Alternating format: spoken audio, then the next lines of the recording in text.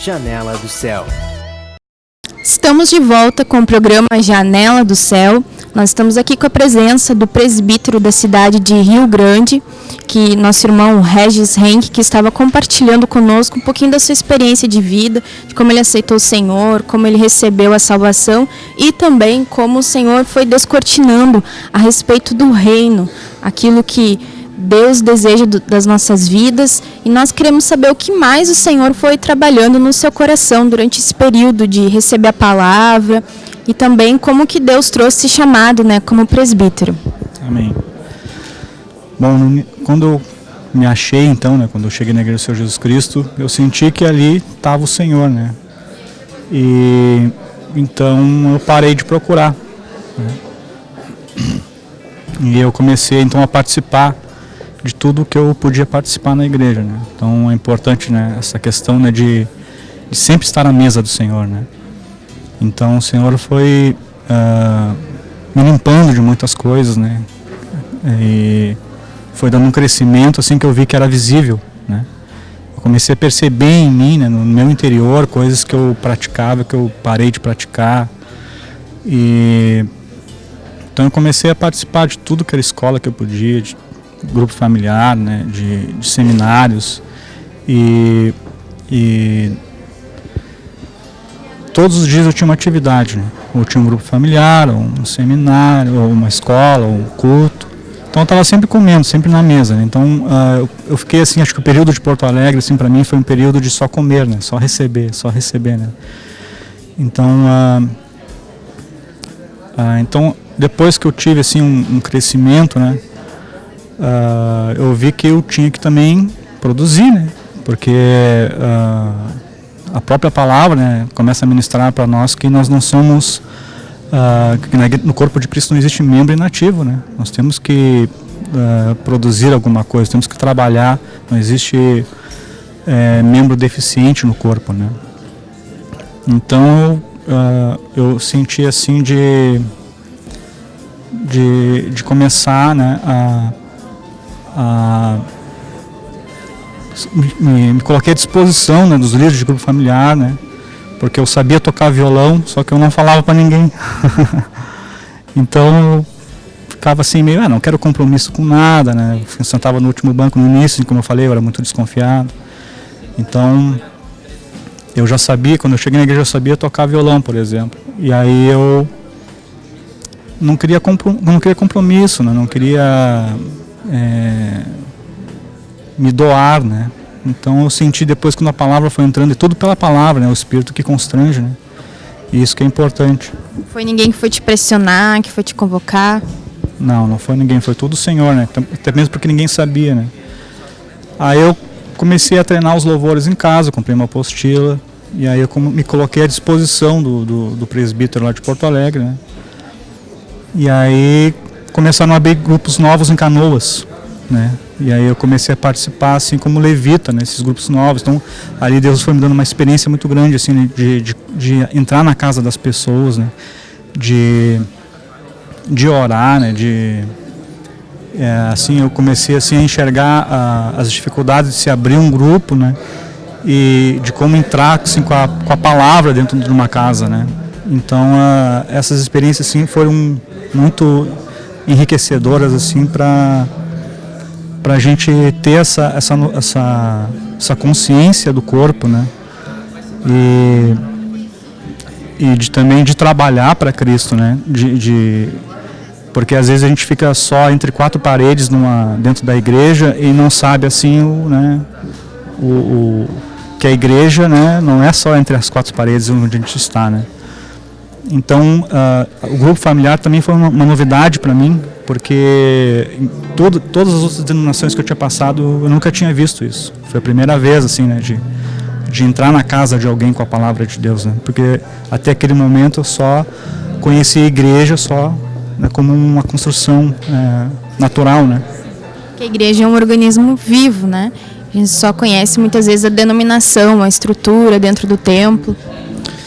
Então ali foi dando um crescimento assim, né, de ter experiências, né? E a experiência vai dando a perseverança, né? E dando aquele crescimento que o Senhor quer que tenhamos.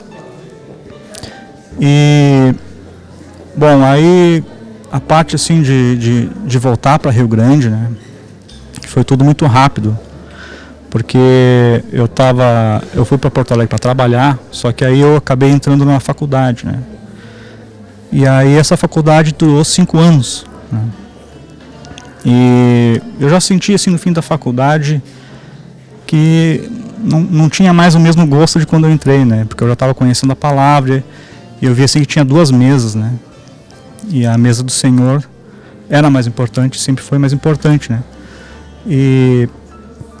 mas aí eu senti assim que já não, eu sentia que o Senhor estava me segurando a faculdade é que estava me segurando em Porto Alegre, né, porque eu não queria mais, não tinha mais por que estar ali, né. Mas aquele eu sinto assim que foi uma estratégia do Senhor, né, para mim conhecer, né, e comer tudo que eu comi, né, desse período que eu fiquei lá. E a parte assim do chamado por presbitério foi muito rápido, porque eu cheguei em Rio Grande, voltei para Rio Grande em 2012, mas a minha intenção era ficar em Porto Alegre, né, para trabalhar, né. Depois que me formei tinha contatos, né, então tinha planos naturais, né, de ficar empregado e tal, né, e todos os meus contatos, né, colegas da faculdade, professores, tudo estava em Porto Alegre. Mas eu voltei para Rio Grande porque eu não tinha acabado o meu estágio e eu não tinha como me manter financeiramente lá. Aí quando eu voltei para Rio Grande foi tudo muito rápido. Eu cheguei em janeiro de 2012, em outubro de 2012 o Senhor já tinha me chamado para o presbitério. Então tudo são estratégias do Senhor, a gente não sabe, né? Os planos do Senhor são diferentes dos nossos, os caminhos são diferentes dos nossos, então a gente tem outros planos, mas o Senhor sempre tem planos diferentes para nós, né? E tanto é que hoje eu nem usei meu diploma, né? Me formei, mas acabei nem usando para nada, então tudo são estratégias do Senhor, né? Para que o plano dele se cumpra, né? O propósito dele se cumpra. Então cabe a nós assim buscar no Senhor e saber, né, o que Ele quer de nós, né, onde Ele quer nos usar, né, como Ele quer nos usar. E eu queria compartilhar assim, né, uma frase que muito é dita assim no início, né, quando a gente é chamado, né. Acho que todos os que são chamados assim citam muito essa frase, né, que o Senhor capacita os chamados, né, não chama os capacitados, né. Esses dias eu estava meditando sobre isso, né, e como é que o Senhor capacita os chamados, né? Como é que o Senhor capacitou Pedro? Como é que o Senhor capacitou Paulo? Como é que o Senhor capacitou o apóstolo Sérgio Alves, né? Através de quebrantamento, né? Então a gente sabe que é uma grande verdade, o Senhor vai capacitar os chamados, né? Mas a gente não para pensar em como Ele vai capacitar, né? Então, o Senhor capacita através de experiências diárias de quebrantamento, né? Porque se o Senhor não me quebrantar, como é que eu vou produzir para o Senhor, né?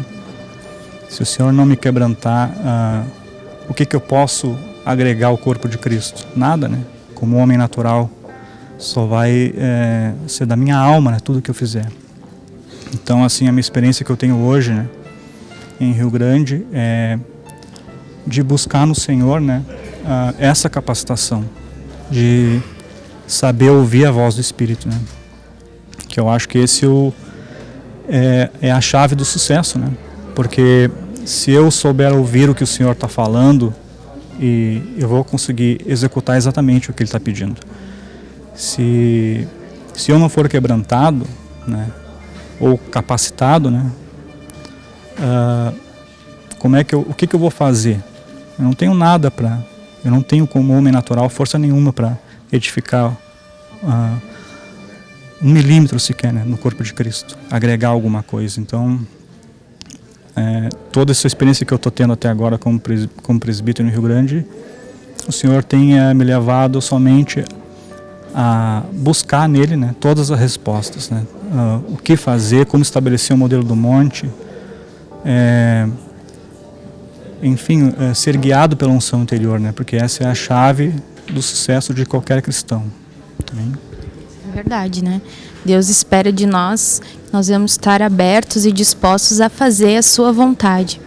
Isso que o irmão compartilhou, que nós precisamos ser quebrantados, para ter experiências, o Senhor precisa realizar essa obra no nosso coração, né?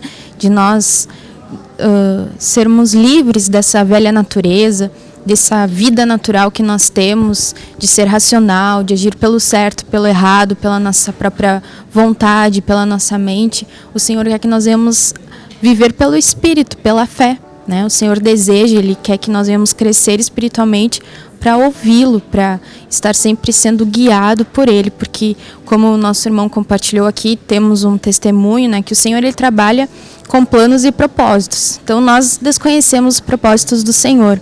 Então, Deus, Ele sabe como nos levar até Ele, como nos levar até a sua mesa, assim como fez com o nosso irmão, que o Senhor, de alguma maneira natural, que foi através de uma mudança de cidade, o Senhor, então, levou ele até aquilo que o Senhor desejava, né, que é apresentar o Evangelho do Reino. Então, todos nós precisamos aprender a seguir, né, o Senhor, a seguir essa voz, a fazer a sua vontade. Então, para encerrarmos, gostaria que o irmão deixasse uma palavra para os nossos telespectadores, uma mensagem, um resumo daquilo que o irmão viveu durante toda essa experiência com o Senhor. Amém.